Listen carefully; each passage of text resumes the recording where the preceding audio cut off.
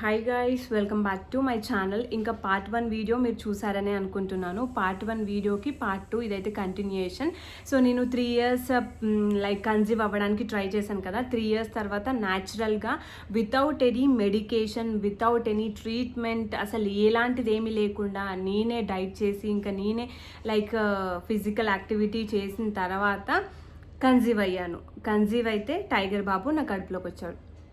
So అప్పుడు tiger బాబు నా కడుపులో పడిన తర్వాత నేను ఎలాంటి ఇష్యూస్ ఫేస్ చేశాను అనేది ఈ వీడియోలో ఎక్స్ప్లెయిన్ చేస్తాను.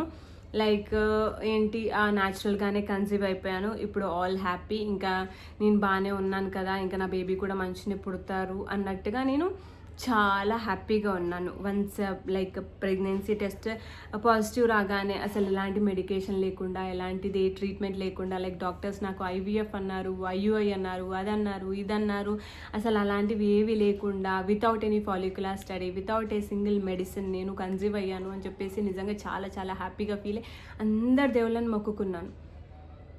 అండ్ మొక్కుకునేసరికి ఏమైందో చెప్తాను. అంతా బాగానే ఉంది. ఇంకా వన్స్ నేను ప్రెగ్నెంట్ అని తెలిసిన వెంటనే నాకు సలైవేషన్ స్టార్ట్ అయింది. ఏంటి అని అంటే టైగర్ బాబు కడుపులో పడగానే నాకు ఉమ్ము అసలు ఎట్లా నిండేదంటే నోట్లో ఆ ఉమ్ము నేను ఒకవేళ మింగినా అనుకో వెంటనే వామిటింగ్ అయిపోయేది. నాకు వామిటింగ్ అసలు నేను నార్మల్గా డైలీ ఒక 10 times వామిట్ చేసి ఉంటాను. నేను అప్ టు 5th month వరకు డైలీ ఒక 10 times వామిట్ చేస్తుంటా. అండ్ నా పక్కన ఒకటి ప్లాస్టిక్ గ్లాస్ ఉంటుంది అనమాట. ఆ గ్లాస్లో ఉమ్ముతూనే ఉంటా, రోజు మొత్తం ఉమ్ముతూనే ఉంటా. ఒక హాఫ్ బకెట్ వరకు ఉమ్మేదాన్ని. అసలు అందరు అనేవాళ్ళు ఉమ్ము మింగేసేయచ్చు కదా, అంతగానం సాల్వేషన్ అవుతుందా మీకు, ఎందుకని చెప్పి ఏదైనా చాక్లెట్ నోట్లో పెట్టుకో, ఏదైనా చింతగింజ నోట్లో పెట్టుకో, దానివల్ల ఉమ్ము రాదు, అది ఇది అన్నారు. సరే అని చెప్పేసి ఒకరోజు మా అమ్మమ్మ కాల్ చేసి చింతగింజ నోట్లో పెట్టుకో, దానివల్ల ఉమ్ము రాదు, ఉమ్ము మింగేస్తుండు అని చెప్పింది. సరే అని చెప్పేసి ఒక 1 day మొత్తం నేను చింతగింజ నోట్లో పెట్టుకొని ఉన్నా. అసలు నెక్స్ట్ డే ఇంకా నేను పేషెంట్ అయిపోయినా. నార్మల్ వామిటింగ్స్ కాదు, అసలు ఆ ఉమ్ము ఎంతగానం మింగినానో అంతగానం వామిటింగ్స్. అసలు ఏందిరా నాయన, నా బతికేంది, ఇన్ని సంవత్సరాలు ఇట్లా బాధపడి టైగర్ బాబు కడుపులో ఉన్నప్పుడు అసలు ఏంది, బేబీ కడుపులో పడ్డాక ఈ బాధలు ఏంటి, సరే ఎన్ని బాధలను నేను భరిస్తా, నా బేబీ హ్యాపీగా పుడితే అండ్ సేఫ్గా హెల్తీగా పుడితే అదే చాలు, అదే హ్యాపీనెస్ నాకు అని చెప్పేసి అనుకున్నా. అండ్ ఇంకా 6 weeksకి నేను హాస్పిటల్కి వెళ్ళిన అనమాట. కన్సీవ్ అయిన వెంటనే హాస్పిటల్కి వెళ్ళిన. వాళ్ళు బ్లడ్ టెస్ట్ అవన్నీ చేశారు. బ్లడ్ టెస్ట్ చేసిన తర్వాత ఇంకా 6 weeksకి రమ్మని చెప్పారు. 6 weeksకి నేను వెళ్ళాను హాస్పిటల్కి. అండ్ నాకు ఎవ్రీ వీక్ ఒక హెచ్సిజీ ఇంజెక్షన్ ఇస్తుండే అనమాట. అబార్షన్ అవ్వకుండా ఉండడానికి. 3 months మనము ఫస్ట్ ట్రైమిస్టర్లో ఎక్కువగా మిస్క్యారేజెస్ అవుతూ ఉంటాయి. సో అలాంటి మిస్క్యారేజెస్ అవ్వకుండా మనకి హెచ్సిజీ ఇంజెక్షన్స్ అనేవి ఇస్తూ ఉంటారు. ఖచ్చితంగా అవి తీసుకోవాలి. బికాస్ పీసీఓడితో ఫేస్ చేస్తున్న వాళ్ళు అండ్ ఇలా లేట్గా కన్సీవ్ అయిన వాళ్ళు మీరు డాక్టర్ని అడగండి. ఏంటి అంటే నాకు ఎలాంటి రిస్క్ ఫేస్ చేయాలని లేదు కాబట్టి మీరు నాకు ఏదైనా మంచి మెడిసిన్ ప్రిస్క్రైబ్ చేయండి అంటే డాక్టర్స్ ఖచ్చితంగా ప్రిస్క్రైబ్ చేస్తారు. సో నేను ఎవ్రీ వీక్ ఒక హెచ్సిజీ ఇంజెక్షన్ తీసుకునేదాన్ని. అలా అప్ టు 3 months వరకు తీసుకోవాలి ఇంజెక్షన్. సో నేను ఒక హెచ్సిజీ ఇంజెక్షన్ తీసుకున్నా. ఎవ్రీ వీక్ ఒక హెచ్సిజీ ఇంజెక్షన్ తీసుకున్న. 6 weeksకి హాస్పిటల్కి వెళ్ళిన. Everything fine, baby heart beat వచ్చింది, ఎవ్రీథింగ్ ఫైన్, ఓకే అని చెప్పేసి నెక్స్ట్ ఎన్టీ స్కాన్ నెక్స్ట్ మంత్కి ఉంటుంది. ఇప్పుడు ఇది 6 weeks ఉంటే అది 3rd monthకి ఉంటుంది ఎన్టీ స్కాన్. 3rd monthలో నేను ఎన్టీ స్కాన్కి వెళ్ళిన. ఎన్టీ స్కాన్లో కూడా బేబీ ఫైన్ అని చెప్పారు. బట్ ఏంటి అంటే సర్వైకల్ లెంత్ అనేది చాలా షార్ట్గా ఉంది మీది, కాబట్టి మీకు సర్క్లాజ్ అంటే కుట్లు వేయాల్సి ఉంటుంది, సర్క్లాజ్ అవుతుంది మీకు అని చెప్పేసి డాక్టర్ అన్నారు.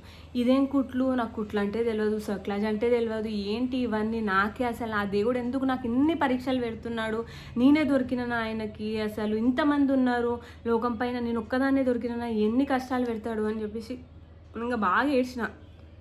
ప్రెగ్నెన్సీ మొత్తం నాకు అసలు ఏం బాగాలేదు. ఒక దిక్కు ఈ సాల్వేషన్ ఒకటి, ఒక దిక్కు వామిటింగ్స్, ఇంకా కుట్లు అన్నారు. సరే అని చెప్పేసి ఏదైనా మన మంచికే కదా అని చెప్పేసి ఒక 4th month ఇట్లా 3rd month అయిపోయి 4th month స్టార్టింగ్లో అప్పుడు నాకు 24 మేలో 24 మేలో నాకు మే స్టార్టింగ్లో ఇంకా సర్క్లాజ్ జరిగింది. సర్క్లాజ్ జరిగిన తర్వాత నానా కష్టాలు. అసలు నార్మల్గా ఎక్కడికి ట్రావెల్ చేయొద్దు. అయినా నేను కన్సీవ్ అయినా అని తెలిసినప్పటి నుండి ఇంకెక్కడికి ట్రావెల్ చేయట్లేను. ట్రావెల్ చేయొద్దు కూడా. ఎందుకంటే ఇన్ని కష్టాలు పడి ఇంకా నేను లైక్ కన్సీవ్ అయ్యాను కాబట్టి ఎక్కడికి నేనేం ట్రావెల్ చేసేదాన్ని కాదు అసలు. సో ఇంకా నేనేంటి అని అంటే ఎక్కడికి ట్రావెల్ చేయొద్దు. లైక్ నేను పడుకొనే నాకు మా హస్బెండ్ కన్సీవ్ అయినా అని తెలిసిన వెంటనే ఇంకా బెడ్రూమ్లో నేను పడుకునేదాన్ని కాదు. మా హస్బెండ్ ఏంటి అని అంటే ఫస్ట్ ప్రెగ్నెన్సీ బెడ్రూమ్లో పడుకొని వాస్తు బాగాలేదేమో, దానివల్ల అబార్ట్ అయిందేమో అని చెప్పేసి ఒక నవార్ మంచం ఉంటుంది కదా, అది హాల్లో వేశారు. ఇంకా నేను నవార్ మంచం పైన పడుకునేదాన్ని. ఈవెన్ తినడం కూడా నేను పడుకొనే తిన్నా. మేబీ కూర్చొని తింటే ఏమన్నా అవుతుందేమో, బేబీకి ఏమన్నా అవుతుందేమో. లైక్ నాకు ముందే కుట్లేశారు కదా, చాలా జాగ్రత్తగా ఉండాలి. ఎక్కువ నడిచేదాన్ని కాదు, వాకింగ్ చేసేదాన్ని కాదు. ఓన్లీ వాష్రూమ్కి బెడ్, వాష్రూమ్ బెడ్, ఓన్లీ వాష్రూమ్కి మాత్రమే వెళ్ళేదాన్ని కాదు. ఈవెన్ కిచెన్లోకి కూడా వెళ్ళేదాన్ని కాదు నేను. మొత్తం మా మమ్మీ మా అత్తయ్య మాత్రమే చూసుకున్నారు నాకు త్రూ అవుట్ ప్రెగ్నెన్సీ. ఇంకా 5 months వరకు నేను లైక్ మా ఇంటికి కూడా వెళ్ళలేదు. మా ఇంటికి కూడా లైక్ ఫస్ట్ ప్రెగ్నెన్సీ మా ఇంటికి వెళ్ళినందుకు అట్లా కొన్ని నాకు సెంటిమెంట్స్ ఉన్నాయన్నమాట. ఇంకా అవన్నీ జరగద్దు అని చెప్పేసి 5 months వరకు మా ఇంట్లోనే, లైక్ ఇప్పుడు ఉన్నా కదా, ఈ ఇంట్లోనే ఉన్నానన్నమాట 5 months వరకు. ఇంకా నేను పడుకొని తినేదాన్ని. పడుకొని అంటే అసలు అది ఊహించుకుంటే ఎట్లా తిన్నా అనిపిస్తుంది ఇప్పుడైతే. పడుకొని స్పూన్తో మా మమ్మీ కల్పిస్తే స్పూన్తో తినేసేదాన్ని. అట్లనే పడుకొని ఉండేదాన్ని. అసలు 24 గంటలు పడుకొనే ఉండేదాన్ని. ఓన్లీ వాష్రూమ్కి బెడ్ దగ్గరకు వచ్చేదాన్ని. ఈవెన్ బయటికి బాల్కనీలోకి కూడా వెళ్ళేదాన్ని కాదు. ఏదన్నా ఉంటే మంత్లీ చెకప్కి వెళ్ళేదాన్ని. అంతే, అసలు ఏమీ లేదు నా లైఫ్లో. టీవీ చూద్దామనుకుంటే వామిటింగ్ వస్తుంది, ఫోన్ చూద్దామన్నా వామిటింగ్ వస్తుంది. ఇక అసలు నరకం. ఇంకా అదొక సమ్మర్ సీజను. నార్మల్ నరకం కాదు నేను అనుభవించింది. సరే అని చెప్పేసి ఇంకా ఎన్టీ స్కాన్ అయిపోయింది, సర్క్లాజ్ అయిపోయింది, ఇంకా అంతా అయిపోయింది నాకు. ఇంకా 9 months ఇలా పడుకొని కనిస్తాలే నేను బేబీని అనుకున్నా. కానీ అప్పుడే నా లైఫ్లో వచ్చింది biggest twist. 5th month TIFFA స్కాన్లో బేబీకి ఎకోజెనిక్ బవెల్ లూప్స్ ఉన్నాయి అని చెప్పారు. ఈ ఎకోజెనిక్ బవెల్ లూప్స్ అంటే ఏంటి అంటే, బేబీ పేగు ఒక దగ్గర అతుక్కుపోయింది. లైక్ పేగు ఇలా ఉంటుంది కదా, ఒక దగ్గర బేబీ పేగు అతుక్కుపోయింది అని చెప్పారు రేడియాలజిస్ట్. ఏంటి అనేసి ఇంకా నేను అసలు ఏంటి ఇది అని అంటే మీ గైనిక్ ఎక్స్ప్లెయిన్ చేస్తాను మీకు అనేసి అన్నారు. సరే అని చెప్పేసి మా గైనిక్ దగ్గరికి వెళ్ళాను. నేను మంజు సుధా హాస్పిటల్లో చూపించుకున్నాను. డాక్టర్ దుర్గా మేడం చాలా ఎక్స్పీరియన్స్డ్ డాక్టర్, చాలా బాగా చూస్తారు అసలు. సో నేను ఆ హాస్పిటల్కి వెళ్ళాను. డాక్టర్ ఏంటి అని అంటే నాకు అస్సలు భయపెట్టలేదు. ఏం లేదమ్మా, బేబీకి పుట్టిన తర్వాత ఒక చిన్న సర్జరీ చేయాల్సి ఉంటుంది, పెద్దగా ప్రాబ్లం ఏమీ లేదు దీనికి, మీరు పెద్దగా భయపడాల్సిన అవసరం కూడా లేదు అంటే జస్ట్ చిన్న సర్జరీ చేయాలి బేబీకి అని చెప్పారు.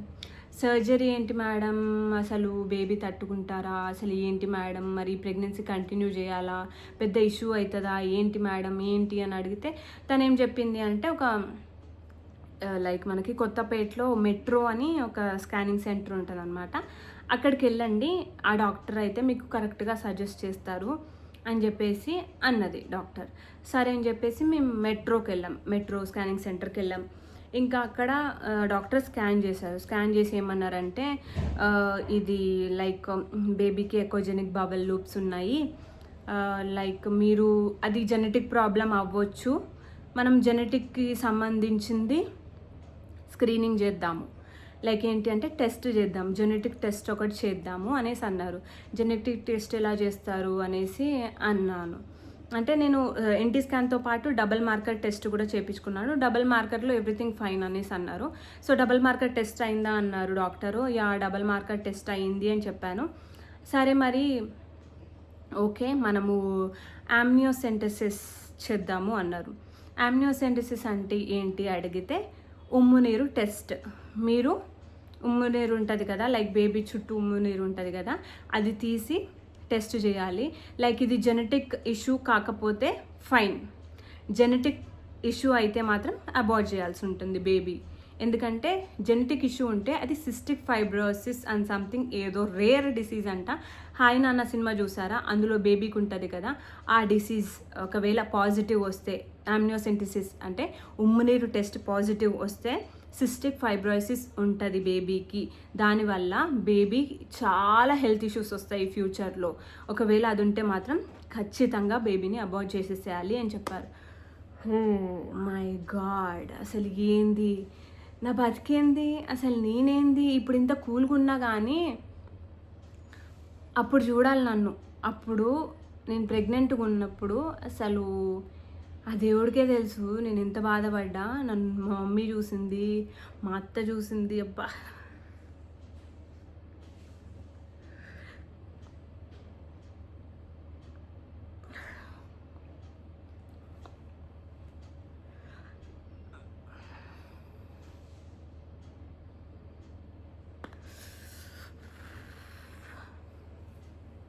ఓకే. సో ఇంకా సో ఇంకా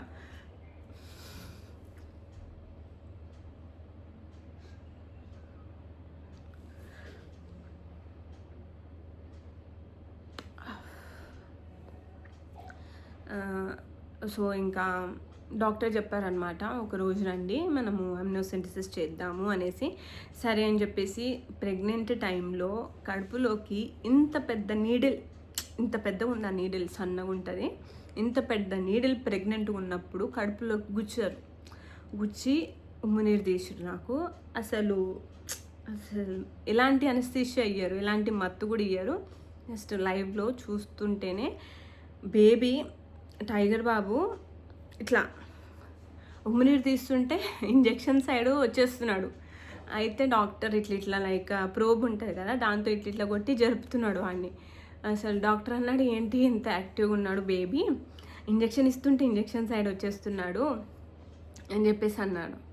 నేను అనుకున్నాను ఏముండదులే, ఇది నెగిటివే వస్తుంది అన్నట్టుగా స్ట్రాంగ్గా ఫిక్స్ అయ్యాను. నెగిటివే ఉంటుంది అని చెప్పేసి స్ట్రాంగ్గా ఫిక్స్ అయ్యాను. లైక్ ఏంటి అంటే నాకు 5th మంత్ నుండి 7th మంత్ వరకు ఆ ఉమ్మునీర్ టెస్ట్ రావడానికి 2 months టైం పట్టింది. అప్పటి వరకు అసలు ఆ ప్రెగ్నెన్సీ కంటిన్యూ చేయాలా లేదా అని చెప్పేసి డౌట్లో పెట్టేశారు డాక్టర్స్. అట్లా అని చెప్పేసి నేను ఒక 3-4 హాస్పిటల్స్ తిరిగిన. మళ్ళీ టిఫా నాకు మ్యాక్సిమం ఒక 4 to 5 times చేస్తుంటారు టిఫా స్కాన్ వేరే హాస్పిటల్స్లో. ఈ హాస్పిటల్లో ఏం చెప్తారు, ఇందులో ఏం చెప్తారు, అందులో ఏం చెప్తారు, ఒక్కరైనా మంచి చెప్తారా అనేసి. అందరూ ఏం చెప్పారంటే అబార్ట్ చేపించేసేయాలని చెప్పారు. బట్ ఏంటి అంటే ఒక చిన్న హోప్, సరే అబార్ట్ చేపియాలంటున్నారు కదా, ఇది రాని, ఈ ఉమ్ముని టెస్ట్ రాని తర్వాత చూద్దాం అనేసి అనుకున్నాము. ఒక 5th మంత్ నుండి 7th మంత్ వరకు ఆ బేబీని క్యారీ చేయాలా లేదా, అసలు ఈ బేబీ అని చెప్పేసి ఏంటి నా బతుకు అనేసి రోజు ఏడుపు. ఇంకా అప్పటి నుండి నేను మా మమ్మీ వాళ్ళ ఇంటికి వెళ్ళిపోయినా. ఇంకా నా బాధ చూడలేకపోతున్నాడు ఇక్కడ మా వారు ఒక్కరే. సరే అని చెప్పేసి నన్ను మా మమ్మీ వాళ్ళ ఇంటికి పంపించేసిండు. రోజు నైట్ ఇంకా మా వారు ఆఫీస్కి వెళ్ళి నైట్ మా మమ్మీ వాళ్ళ ఇంటికి వచ్చేవాడు.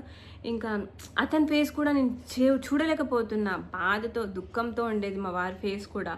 అసలు నేను ఇంకా ఎలాంటి లైక్ బేబీకి కడుపులో ఉన్నప్పుడు హెల్దీ ఫుడ్ అదంతా తినాలంటారు కదా, అవన్నీ వదిలేసిన.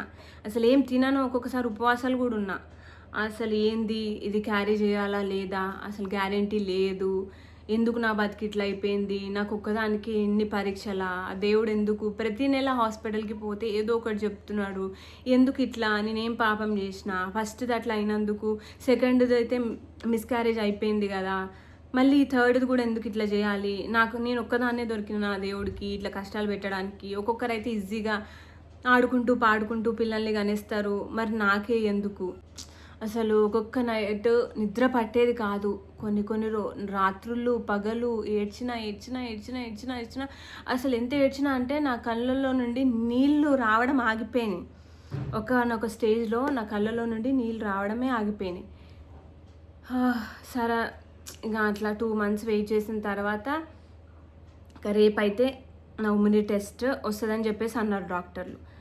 కానీ ఎంతకు రావట్లే, రిపోర్ట్ రావట్లే. ఇంకా మా వారు చెప్పారు, ఏంటి మీరు లైక్ క్యారీ చేయాలా ఫార్వర్డ్ లేకపోతే ఏంటి అబార్షన్ చేయించుకోవాలా, ఏం కరెక్ట్గా చెప్పట్లేరు, 7th మంత్కి వచ్చేసింది ఆమె, ఎలా చెప్పండి అలా చేస్తే అని చెప్పేసి ఇంకా డాక్టర్ అనేసరికి ఇంకా సడన్గా ఒకరోజు డాక్టర్ కాల్ చేసి మీ రిపోర్ట్ వచ్చింది రండి అని చెప్పేసి అన్నారు మా వారికి.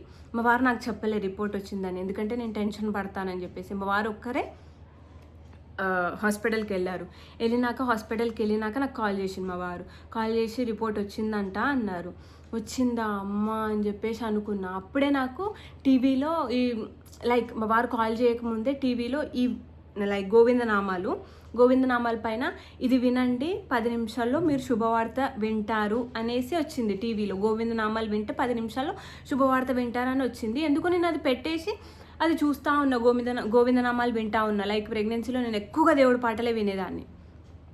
ఎక్కువగా వినేసరికి ఇంకా నాకు ఒక 10 మినిట్స్ తర్వాత మా వారు కాల్ చేసి అది నెగిటివ్ ఉంది రిపోర్ట్, ఎలాంటిది ఏమీ లేదంట బేబీకి, సో మనము బేబీని లైక్ మనం ప్రెగ్నెన్సీని కంటిన్యూ చేయొచ్చంట అనగానే అసలు నిజంగా ఎంత ఏడ్చినా అంటే అసలు హ్యాపీనెస్ వేరే లెవెల్ అనమాట. ఎందుకంటే 7th మంత్కి వచ్చేసిన, ఇంత లేట్గా కన్సీవ్ అయినా, ఇన్ని కష్టాలు పడ్డాక కన్సీవ్ అయినా, అట్లాంటిది మనము లైక్ ఆ ప్రెగ్నెన్సీని కంటిన్యూ చేయొచ్చు అనేసరికి ఇక నేను ఎంత హ్యాపీగా ఫీల్ అయినా అంటే నిజంగా అంత హ్యాపీగా ఫీల్ అయినా.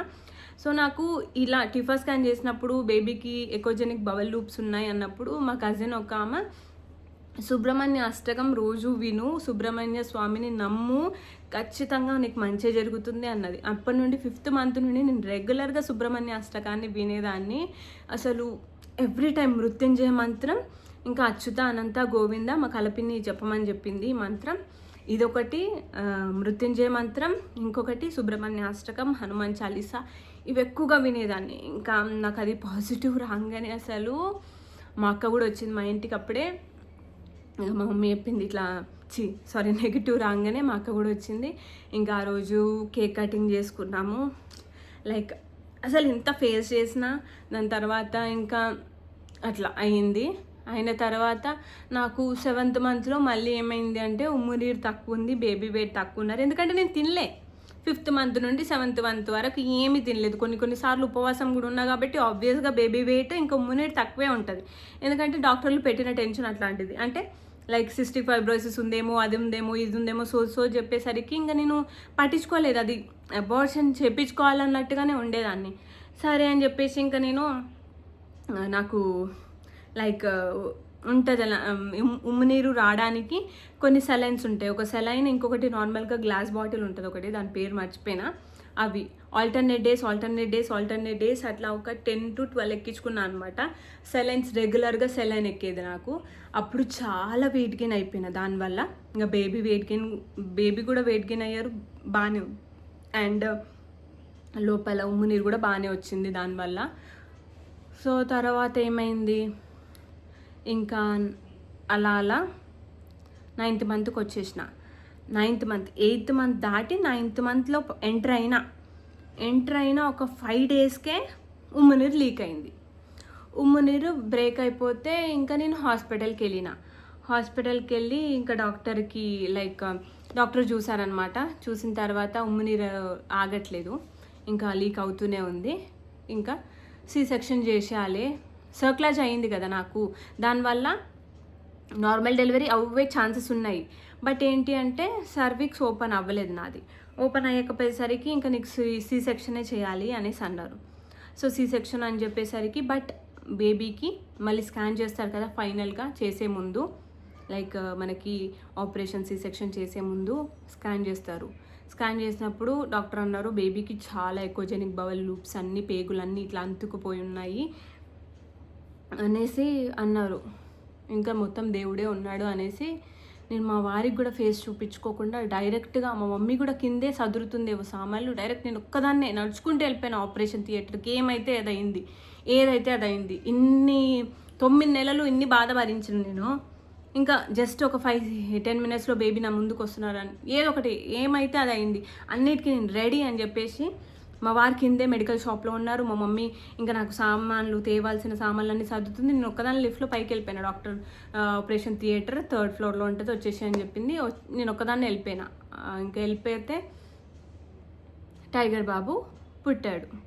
ఎప్పుడు అంటే October 3rd 1:03 PM 2024 ఇయర్ అనమాట. సో ఇంకా టైగర్ బాబు పుట్టిండు, బట్ నేను చూడలే. అండ్ ఏమైంది, నెక్స్ట్ ఏం జరిగింది, టైగర్ బాబుకి ఎకోజెనిక్ బవల్ లూప్స్ ఉండే కదా, సర్జరీ అయ్యిందా లేదా అనేది నెక్స్ట్ వీడియోలో చెప్తాను. So next video like tiger బాబుకి సర్జరీ జరిగిందా లేదా, అండ్ తర్వాత నేను లైక్ ఎలాంటి ఇష్యూస్ ఫేస్ చేసిన అనేది పార్ట్ 3లో చెప్తాను.